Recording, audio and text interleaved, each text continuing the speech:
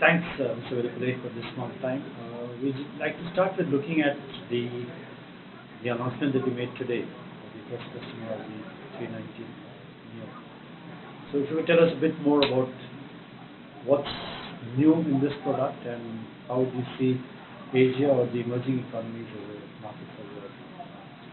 In the last few weeks, we launched what we call the new engine option for Airbus corporate jets.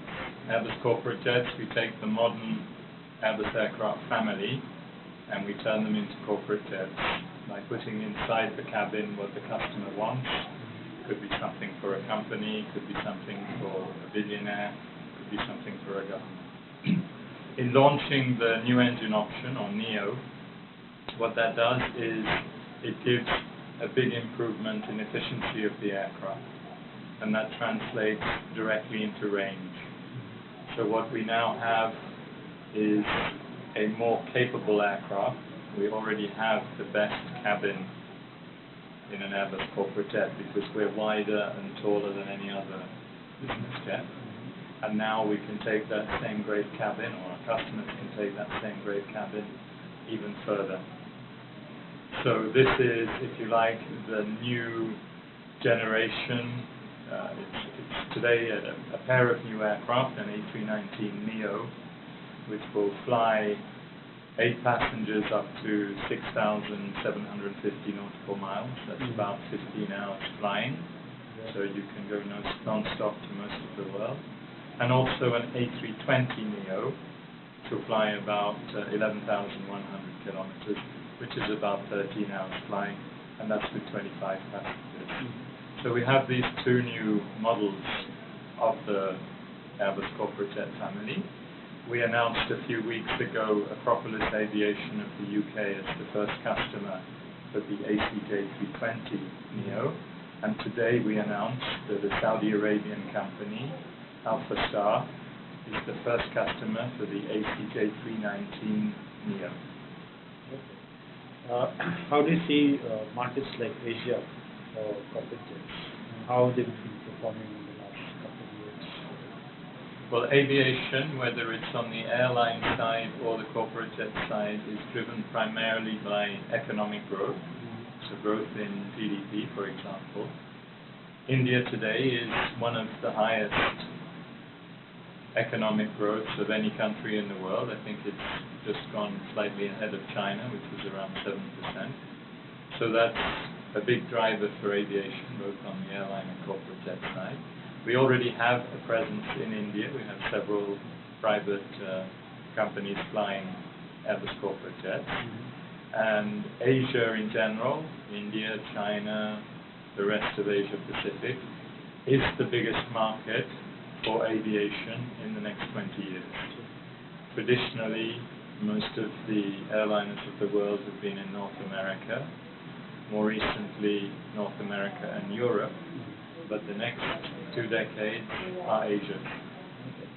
So you said you already have a presence. What's your current market share in the corporate side, corporate jet side in India? Well, in terms of the numbers of corporate jets sold, we're a little bit discreet. Most of our customers don't want to be named, and we respect their wishes for discretion. So I can tell you that we have several corporate jets in India, but I can't. Nobody would give us like 30% market share, 40%. We've sold about 170 corporate jets worldwide in total. Asia Pacific probably accounts for about 25 of those 170. Okay. So we have some aircraft flying in Australia, in Malaysia, in Thailand, in China we have a lot of aircraft flying, Hong Kong, and so on. And to us, this is really the top end of the market. We're in the business of giving wings to our customers' lifestyles. So the numbers are small compared to the airline side, where an airline may order 50, 100, 200 aircraft. But nevertheless, it's a useful complementary business to Airbus on the corporate jet side. What's the potential size for corporate jets in India? Let's say, take a 2-decade view, and what should the optimal size of the market be? in the corporate jet? Well, we would like to sell more. India is a very big country. It's a very populated country, and it's a very fast-growing country. The thing about business aviation is it's a little bit chicken and egg. So if the infrastructure exists, the airports, the business aviation terminals, the facilities to maintain and fly those aircraft, then it attracts corporate jet customers. And equally, the airports and the business aviation terminals and the rest of the infrastructure will develop when there is the demand from the business jet operators. So today, India is a little bit constrained, like many parts of the world, by the infrastructure, having enough landing and takeoff slots. In the UK, for example, London Heathrow is already full. Yeah. It's very difficult to get a landing and takeoff slot. You have an aircraft landing or taking off every minute or two, pretty much throughout the day. Yeah. So the growth will depend a little bit on the infrastructure. The interesting thing is that governments are starting to realize that business aviation can literally contribute to economic growth. Because when a big company, for example, uses a corporate jet to become more productive, then it tends to grow faster and be more profitable. So a billionaire or indeed a company using a corporate jet can help to secure business, which then ensures the employment of many people in that company and going further also into the community. So there is literally the potential for corporate jets to help when a number of large companies buy the aircraft and operate them, literally the potential to contribute to the economic growth of the country. The new government in India has taken some initiatives and it's made many announcements about boosting infrastructure, including the air infrastructure. What's your take on that, and do you see changes on the ground? Well, whenever a government is friendly towards business, that's a good thing, because it helps to ensure economic growth, and then everybody benefits from the top to the bottom of society. So that's a good sign. We also see, of course, potential for the many companies in India, many billionaires, to grow. And corporate jets are also used by governments. And here you have a kind of taxpayer wanting the government to spend the money on hospitals and roads rather than corporate jets. But those same taxpayers will also be the first to criticize a head of state that falls asleep at a state banquet, or a minister who fails to negotiate the best trade deal. So you can't have it both ways. Governments around the world, including of course India, a very big country, can justify corporate jets. It's a false economy not to have them. The Indian government also is looking for, I think, to acquire some VIP aircraft. Are you in the running? Are you in the reckoning for that? We won't speak about specific campaigns.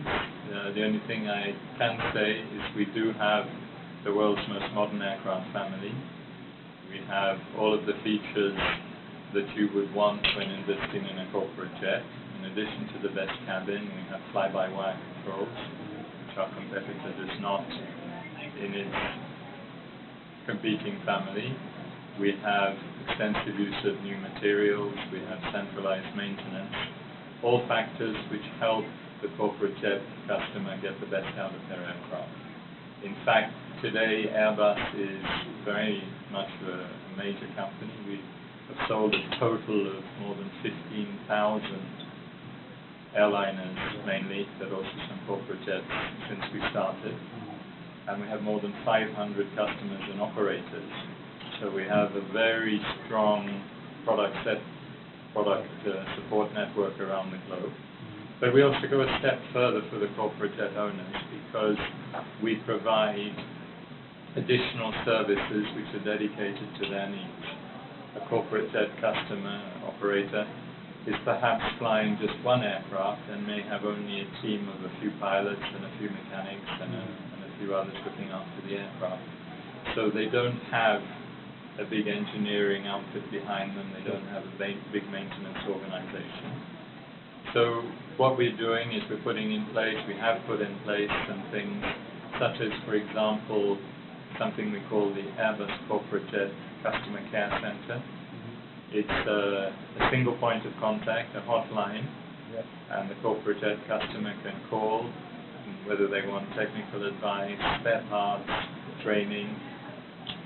They just deal with one person who's familiar with their corporate jet world and can help them get what they want. We also have dedicated customer support directors. We have a low utilization maintenance program, because corporate jet customers tend to fly fewer hours per year than the airlines. So we do a lot to try to help the customer get the best out of their aircraft. The last question is the timeshare corporate jets business, like on the lines of NetJets. Do you see that side of business picking up in India? Since there are many companies which may not want a full-time aircraft. NetJets has tried to do the fractional ownership. You buy a part share in an aircraft and then they're guaranteed to provide you transport, not necessarily in the same aircraft when you want it. It seems to work for NetJets with smaller corporate jets, but not at the top end of the market. So that's probably not going to be the way it happens. However, there are a number of companies, there are about 15, offering an Airbus corporate jet for VVIP charter. What typically happens is that a private owner will buy the aircraft. They will use it when they want it for their business, for their friends, their family. And the rest of the time, they choose a company to put the aircraft on the charter market, which helps to reduce their operating costs. So that is an alternative. If you don't want to buy your own aircraft, you can charter aircraft from a VVIP charter operator. Thanks, David. Thank you very much.